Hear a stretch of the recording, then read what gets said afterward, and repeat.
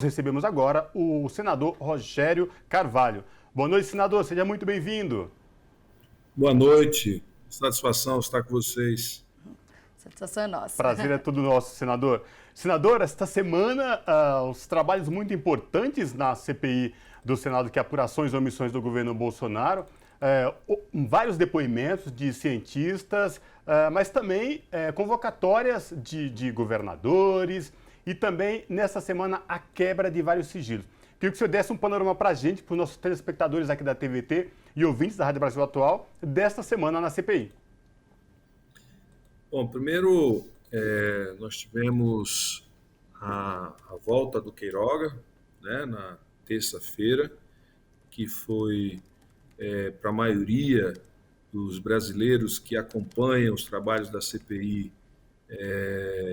e formadores de opinião também, um tanto quanto frustrante a presença dele, mas para o trabalho da CPI reforçou a tese de que o Ministério da Saúde, o Queiroga e qualquer ministro que por ali passar estarão cumprindo somente as determinações do presidente da República, que é efetivamente o ministro da Saúde. É ele quem conduz, é ele quem determina, é ele quem designa responsável por cada área dentro do Ministério da Saúde e define a política, essa política de expor a população brasileira ao contágio, à infectação e à morte que a gente tem visto sistematicamente.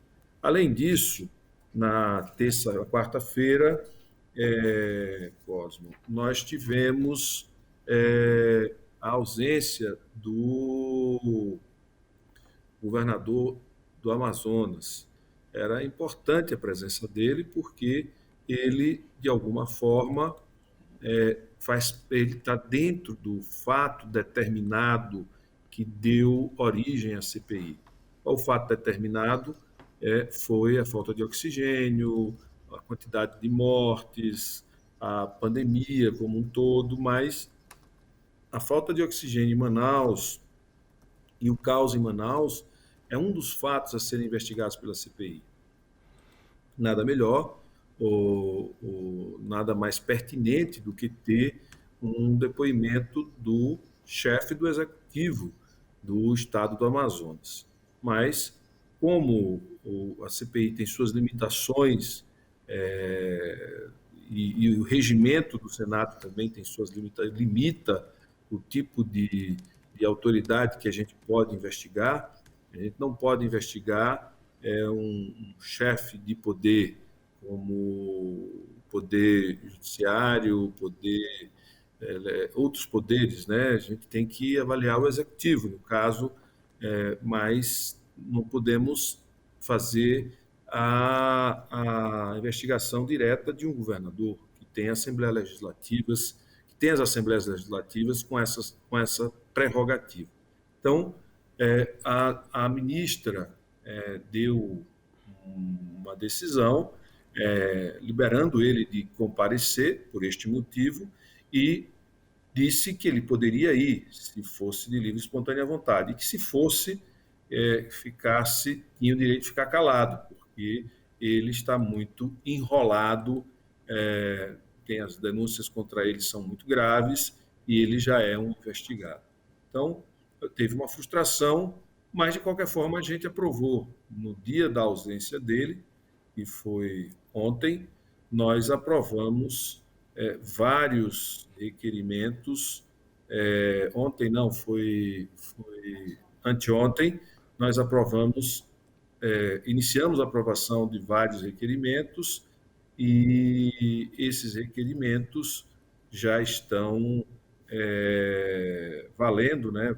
Vamos quebrar o sigilo telefônico e telemático de algumas pessoas do gabinete paralelo, do gabinete antivacinas, né?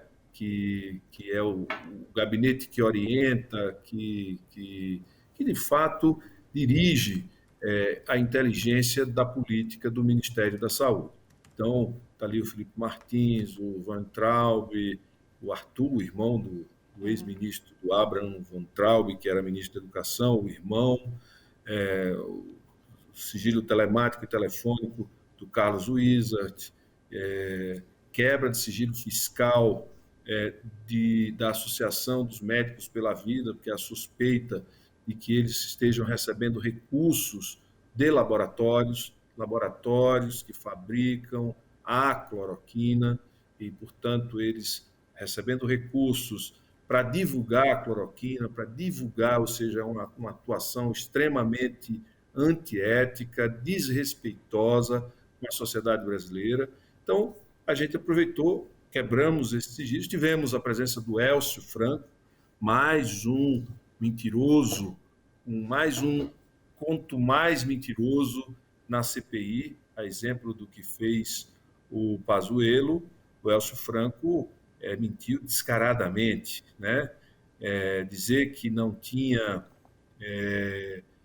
que o tratamento precoce não tinha indicação de cloroquina, de que não houve compra de cloroquina, de que não foi distribuído cloroquina pelo Ministério da Saúde, querer fazer todo mundo de besta, né? O próprio presidente da República intermediou junto ao Trump a doação de comprimidos de cloroquina. O próprio presidente da República intermediou pessoalmente junto, como foi divulgado na imprensa essa semana, e que o próprio presidente da República ele atuou pessoalmente em favor de duas empresas brasileiras para que a Índia fornecesse matéria-prima para a produção da hidroxicloroquina, e foi um depoimento vexatório, mentiroso.